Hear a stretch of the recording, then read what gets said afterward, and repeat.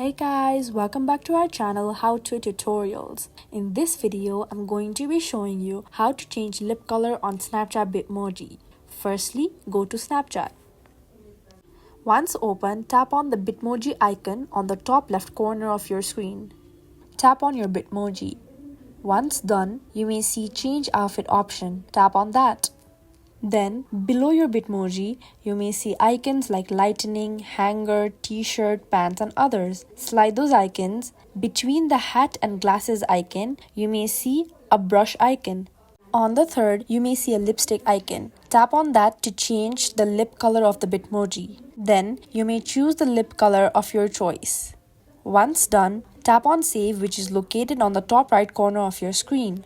Snapchat notifies you that your outfit has been saved, and this is how you can easily change lip color on Snapchat Bitmoji. If you find this video helpful, please like, share and subscribe, and do not forget to leave a comment down below. Thanks for watching.